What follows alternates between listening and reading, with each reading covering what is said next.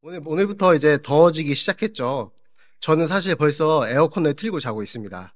그래서 이제 저희 아내는 추위를 많이 타기 때문에 저는 에어컨을 틀고 여름 이불을 덮고 반팔 반바지를 입고 자고 저희 아내는 겨울 이불을 덮고 털옷을 입고 잡니다. 그래서 아내에게 미안하긴 하지만 제가 에어컨을 틀지 않으면 온도가 올라가면 아토피가 이제 뒤집어지고 더위를 많이 타기 때문에 이제 아내가 저를 위해서 참아주고 있습니다. 이것처럼 우리들은 살아가면서 어떠한 상황들을 만나면서 어떤 확실한 기준을 정하고 확실한 증거들을 설정하고 싶어 합니다. 어떤가요? 연애할 때에도 우리는 확실한 걸 원하죠. 왔다 갔다 하는 썸보다는 확실한 감정, 확실한 증거, 상대가 보여주는 확실한 마음을 원합니다. 저는 이것을 인간의 타락의 시점을 생각해보면 이 확실한 것을 추구하는 모든 이유가 자신의 모든 것을 컨트롤하에 두고 싶어서이지 않을까 생각합니다. 선악과를 따먹은 그 시점을 생각해 보시면 하나님이 주인이 아니라 내가 주인이 되고 싶은 마음들이 확실한 것에 집착하게 만드는 것입니다. 이것을 확장하면 전지전능하신 하나님께 기대는 것에 만족하는 것이 아니라 피조물의 위치를 망각하고 그 전지전능함을 갖고 싶어 한 것입니다. 그리고 그것은 타락한 이후에 계속해서 이어지고 있습니다. 우리 모두는 확실한 것을 더 많이 추구하는 것 같습니다. 우리의 자녀들이 좀 안정적인 직업과 대학을 갔으면 하는 바람 우리가 모두 있지 않나요? 확실한 것이 좋기 때문입니다. 현대인들은 특히 젊은 세대는 더욱이 종교라는 것 자체를 비이성적이라고 말합니다. 과학적이라고 확실하지 않다고 멀리합니다. 뭔가 종교적이지 않아야 그들 사이에서는 깨어 있는 것처럼 느끼고 지식인인 것처럼 느끼기 때문입니다.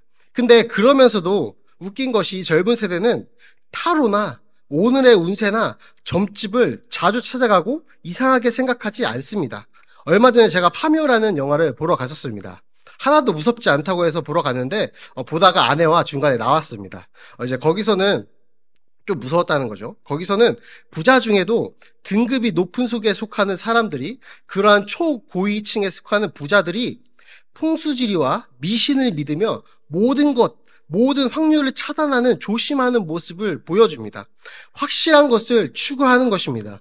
모든 불확실한 확률을 없애고 자신이 통제하고 싶어 하는 것입니다.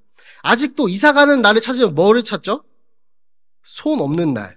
손 없는 날이 더 비쌉니다. 저는 지금 살고 있는 집으로 결혼하면서 이사를 했는데요. 제가 이사할 수 있는 날이 아주 그냥 손이 많은 날이었습니다. 그래서 저렴하게 이사를 했습니다. 또한 이사해주는 직원분께서 침대 머리는 이쪽으로 해야 좋고 뭐 이렇게 어떤 방향으로 해야 좋습니다. 이런 이야기를 하셨습니다. 물론 제 마음대로 놨습니다. 근데 아까 말한 젊은 세대들이 그토록 이성적이고 지성인이라고 주장하는 그 세대들이 아주 웃기게도 이런 상황에서는 좋은 게 좋은 거야 하면서 손 없는 날을 찾고 집과 가구들의 방향을 찾고 타로를 보고 그리고 개업을 하면 돼지 머리를 갖다 놓고 고사를 지내고 그것에 나온 것들을 조심하고 주의를 기울이는 모습을 전혀 이상하게 생각하지 않는다는 것입니다. 이유가 뭘까요? 오늘 우리가 계속 집중하고 있는 이 확실한 것을 추구하기 위해서입니다. 확실하지 않으면 어떻게 되길래 다들 이렇게 집착하고 있는 것일까요? 심지어 우리 그리스도인들조차 확실한 것을 추구하면서 삽니다. 집착하면서 살고 있습니다. 그 이유는 확실하지 않으면 흔들리기 때문입니다. 흔들리게 되면 불안이라는 것이 우리의 삶에 시작되기 때문입니다. 불안이라는 것이 우리의 삶을 지배하기 시작하면 이제 우리는 어떤 반응을 하게 되냐면 두 가지로 나누게 됩니다. 먼저는 불안을 없애기 위해서 성공에 집착하는 것입니다. 무엇이든 손에 쥐어서 그것을 원동력으로 삼아서 끊임없이 노예처럼 살아간다는 것입니다.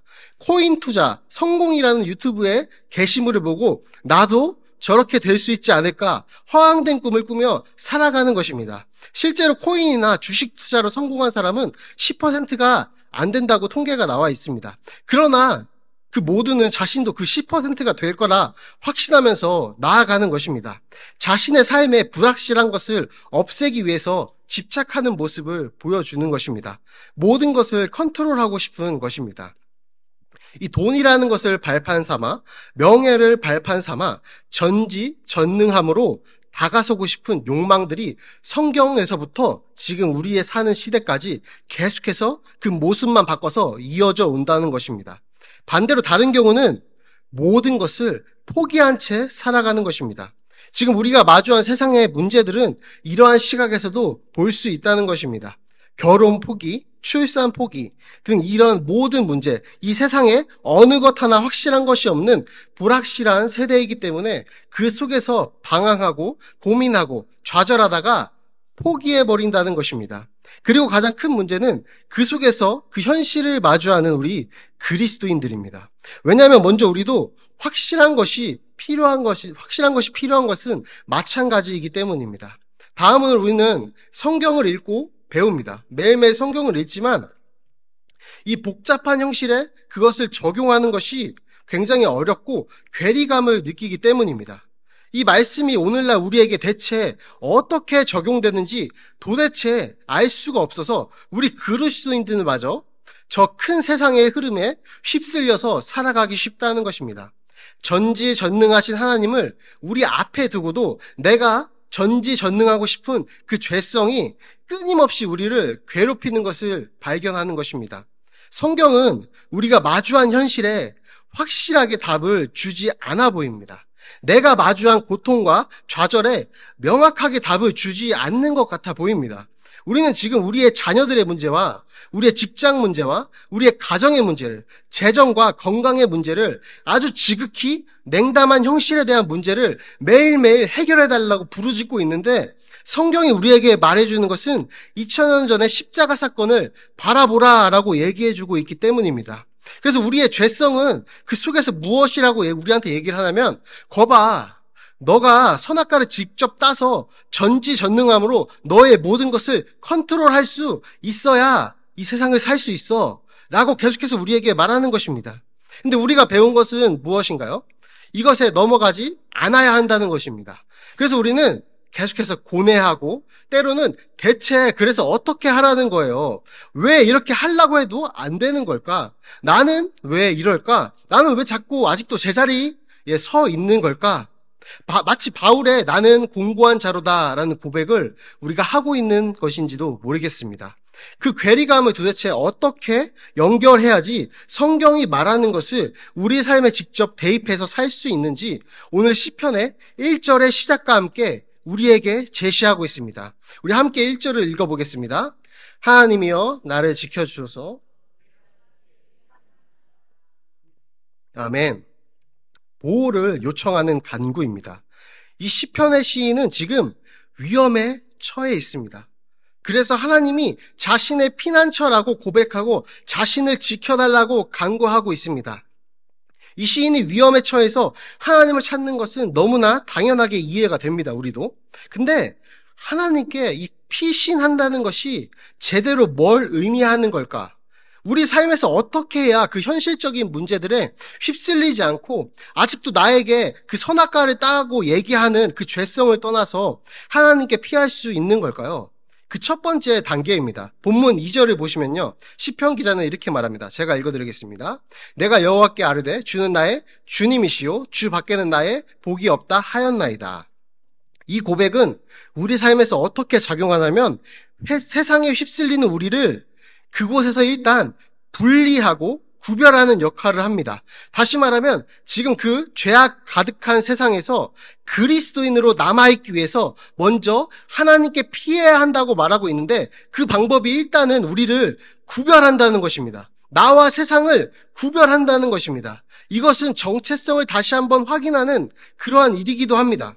하나님, 저 세상의 사람들은 하나님을 모르지만 나는 오직 하나님 당신이 나의 주라는 것을 아는 사람입니다. 이렇게 구별해내는 것입니다. 현실은 세상 사람들과 마찬가지로 세상에 휩쓸리고 있는 것이 우리의 현실일지 모르지만 계속해서 하나님께 고백함으로 우리의 정체성을 분리해내고 있는 것입니다. 선악과를 따서 전지전능함으로 나의 삶을 컨트롤하라는 세상의 유혹을 철저히 멀리하고 분리시키는 신앙의 선포입니다. 그리고 4절에 이어서 그 구별을 더욱 확실하게 말합니다. 지금 이 세상 사람들이 하는 피해 전제, 그들이 부르는 우상들, 나는 그 이름도 부르지 않겠다 선언하고 있습니다. 우리 세상 밖의 사람들은 여전히 성공과 돈과 명예를 위해서 확실한 것을 추구하기 위해서 극단적인 이기주의로 빠져가면서 타로나 점 같은 미신을 믿는 아주 모순적인 모습을 보여주고 있습니다. 그것에서 구별되겠다고 말하는 것입니다. 심지어 여기 시편에서 말하는 그들은 확실함을 가져가기 위해서 전지전능을 위해서 피해 전제를 드린다고 나옵니다. 즉 피해 전제는 폭력적인 방법으로 자신의 욕망을 추구한다는 것입니다. 이것을 성경은 다른 신에게 예물을 드리는 자로 표현합니다. 근데 아이러니하게도 하나님의 전지전능을 나도 갚고 싶어서 인위적으로 하는 모든 방법들이 그들의 괴로움을 더해간다고 설명합니다. 그리고 그것은 오늘날의 현대사회에도 자신의 확실함을 추구하기 위해서 남의 것을 빼앗기를 주저하지 않는 세상에서 결국 그들은 그것을 계속 추구해가면서 자신들을 괴롭게 한다는 것입니다. 자신을 파괴하는 결과를 낳는 것으로 연결됩니다. 우리 생각해보면 사실 선악과는 그 과일 자체로 어떠한 능력도 가지고 있지 않았습니다. 우리가 선악과를 먹는다고 해도 그 결과가 어떻게 됐죠? 하나님과 같은 전지전능한 존재가 됐나요? 되지 않았습니다. 오히려 우리가 얼마나 비참한 존재인지, 볼품없는 존재인지 우리를 괴롭게 하는 결과만이 있었다는 것입니다. 제가 교육 전도사가 되고 청소년들을 사역하면서 얼마나 이 아이들이 이런 험한 세상에 휩쓸리고 사는지를 절실하게 느끼게 되었습니다. 많은 청소년들은, 지금 교회에 남아있는 청소년들은 다 웬만하면 모태신앙 아이들입니다. 모태신앙이기에 교회를 문화적으로 알게 되었습니다. 하나님을 인격적으로 만난 것이 아니라 습관적으로, 문화적으로 알게 되었습니다. 그렇지만 진정한 하나님을 아직 모른 채 교회만 왔다 갔다 하면서 세상에 휩쓸려 사는 모습들이, 자신을 학대하는 모습들이 너무나 안타깝게 느껴진다는 것입니다. 이 아이들은 대부분 자신을 세상으로부터 구별해내서 하나님께 속한 자입니다라고 고백할 분별력조차 없습니다. 이것은 청년의 때까지 이어지게 됩니다. 청년들도 대부분 자신의 삶을 세상의 큰 흐름 속에서 구별해서 분리시켜서 하나님께 속하게 하는 훈련이 되어 있지 않습니다. 그렇기 때문에 수없이 많은, 이 불확실이 너무나 많은 이 세상 속에서 쉴 새 없이 흔들리는 것입니다. 아주 강한 불안감만이 그들을 이끌어가는 모습을 보게 되는 것입니다. 그들이 매일매일 열심히 내는 이유는 이 불확실함을 해소하기 위해서 세상이 원하는 것들을 따라가는 것뿐입니다. 지금 시인은 이 고백하는 것은 그것으로부터 내가 분리되겠다고 고백하는 것입니다.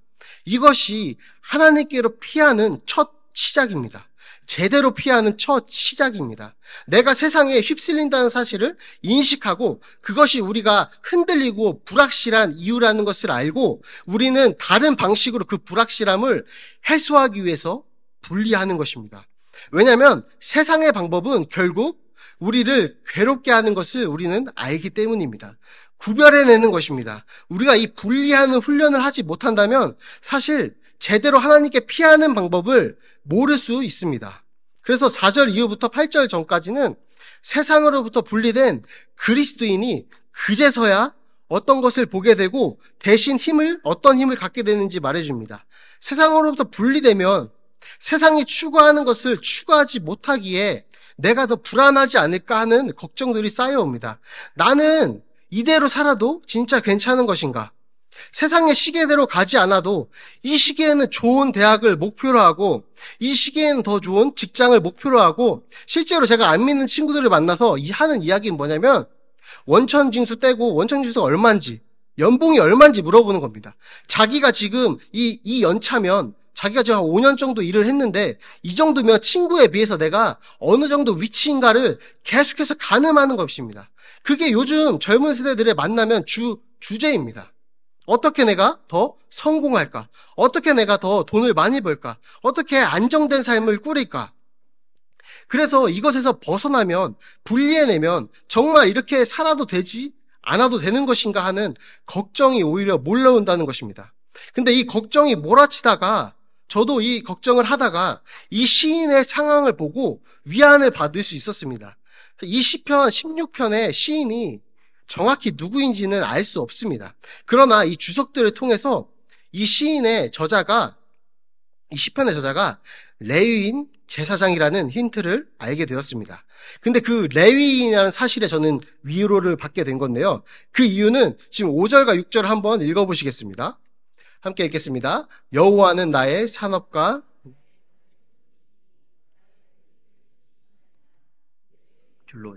구역은 있으며 나의 기업이 실로 아름답도다. 아멘. 여기서 기업이라는 단어를 사용하고 있죠. 그 당시에 기업은 땅을 의미합니다. 그래서 제가 왜 이것을 읽으면서 살짝 어이가 없었냐면 레위인 제사장들은 아예 분배받은 땅이 없었기 때문입니다. 지금 이 시인은 자기 기업도 없는데 땅도 없는데 땅과 기업을 받았다고, 그리고 그것이 너무나 아름답다고 시를 써내려가고 있는 것입니다. 이 당시에 땅이 없다는 것은 불확실한 삶 뽑기 대회가 있다면 바로 1등을 하는 그런 사람들이 될 것입니다. 그만큼 땅이 중요했습니다. 그런 사람이었기에, 그런 레위인이었기에 아마 더더욱 세상에 휩쓸리기 쉬웠을 것이고 마음을 잡기가 너무나 어려웠을 것입니다. 자신의 삶을 자신의 의도대로 컨트롤할 수 있는 것이 거의 없었을 것입니다. 누구보다 이 레위인은 자신의 삶의 주인이 되어서 컨트롤하고 싶은 마음이 강했을 텐데, 그럼에도 불구하고 지금 이 시인은 자신을 세상으로부터 분리시켰고, 세상으로부터 분리하고 나자 흔들리지 않는 확실한 것이 보이기 시작했고, 그것이 바로 유일한 우리의 주님이었다고 고백하는 것입니다. 8절에서 결국 그래서 시인은 세상에서 자신을 분리시키고 이 고백을 하게 됩니다. 내가 흔들리지 아니하리로다. 여호와가 나의 오른쪽에 계시다는 것입니다. 상대방을 오른편에 앉힌다는 것은 그를 지극히 존귀하고 영화로운 지위를 부여하고 특별한 권세를 맡기는 것을 뜻합니다. 하나님이 나의 방패가 되어주시고 신뢰의 대상이 되어주기 때문에 흔들리지 않는다는 것입니다. 이것은 내가 믿음을 더 키워서 흔들리지 않아야겠다라고 하는 고백이 아닙니다. 내가 이제 세상으로부터 분리됐고 흔들리지 않을 것이라 고백하는데 그 근거가 나의 믿음이 강해졌기 때문이 아니라 하나님이 오른편에 계셔서 나의 아군이 되어주셨기에 나는 흔들리지 않는다, 이렇게 고백하는 것입니다. 저는 이 부분이 참 우리 삶에서 중요한 것 같습니다. 우리가 세상으로부터 분리돼서 흔들리지 않은 방법이 바로 하나님이기 때문입니다. 우리가 그토록 원하고, 사실 세상이 너무나 원하고 세상이 평생 동안 바라는 그 불확실한 것에서 확실함을 갖는 방법은 사실 하나님께 그것을 근거를 두는 것이라는 것입니다. 세상이 이 방법만 빼고, 유일하게 이 방법만 빼고 모든 것을 시도하고 있는 것입니다. 그들의 확실함을 가져오기 위해서. 흔들리지 않는 확실한 방법은 사실 내가 강해져서 흔들리지 않을 수 있다, 그런 것이 아니라 하나님이 흔들리지 않는 분이기 때문에 내가 흔들리지 않는 것입니다. 내 삶을 내가 컨트롤해야 하는데 돌아보니 불완전합니다. 최악으로 가득한 것을 깨닫고 이제는 하나님께 나의 삶을 컨트롤하는 주권을 넘겨드리는 것입니다. 이것은 오늘 시편의 기자가 9절부터 11절까지 고백하는 것으로 더욱더 확장되어 갑니다. 우리 9절부터 11절을 같이 한번 읽어보겠습니다. 이러므로 나의 마음이 기쁘고 나의 영도 즐거워하며 내 육체도 완전히 살리니 이는 주께서 내 영혼을 스올에 버리지 아니하시며 자를 멸망시키지 않으실 것임이니이다. 주께서 생명의 길을 내게 보이시리니 주의 앞에는 충만한 기쁨이 있고 주의 오른쪽에는 영원한 즐거움이 있나이다. 아멘. 이것을 우리 다 배웠을 것입니다. 한 번쯤은 다 들어보셨을 단어입니다. 어려워하지 않으셨으면 좋겠습니다. 견인이라고 합니다. 들어보셨죠? 성도의 견인이라고 합니다. 이 견인은 굳게 참고 견디다라는 뜻입니다. 근데 이 견인의 정확한 뜻은 사실 굳게 참고 견디다라고 들으면 내가 굳게 참고 견딘다는 건가? 이렇게 생각할 수 있지만 사실은 하나님께서 굳게 참고 견딜 수 있도록 주권적으로 보호하시고 인도하신다는 뜻입니다. 저는 그래서 이 견인이라는 단어가 굳게 참고 견딘다는 뜻이 원래 뜻이지만, 우리 자동차 견인한다고 하잖아요. 그 자동차를 끌어가잖아요. 그 견인과도 잘 이어진다고 생각합니다. 그래서 우리 그런 찬양 있잖아요. 나는 끌려갑니다. 쉽게 말해서 이 시인은 사실 자신이 죽을 위에 처했음을 밝혔습니다. 그럼에도 불구하고 주님 때문에 나는 멸망하지 않을 것이라는 확신의 고백을 하는 겁니다. 우리의 삶은 망할 수 있습니다. 망할 수 있지만, 나락으로 떨어질 수 있지만 하나님께서 그것을 가만히 놔두시지 않는다는 뜻입니다. 망할 수 있지만 완전히 망하지는 않는다는 것입니다. 우리가 구원이 탈락할 정도로 완전히 망하시게 두지 않는다는 것입니다. 그것이 하나님께서 우리를 굳게 참고 견디게 한다는 뜻입니다. 우리는 매일매일 흔들립니다. 매일 흔들리고 흔들리지 않기 위해서 하나님이 아닌 다른 것들을 잡고 가기도 합니다. 근데 오늘 시편에서 우리가 결국 흔들리지 않을 수 있다고 고백하는 이유가 하나님께서 잡고 있기 때문에, 그 힘으로 인해서 흔들리지 않습니다. 이렇게 고백하는 것입니다. 결국 오늘을 사는 우리가 추구하는 흔들리지 않은 확실함은 하나님의 계획으로부터 예수님이 십자가에서 이루시고 성령님이 우리에게 그것을 가르쳐 주심으로 우리에게 이미 왔다는 것입니다.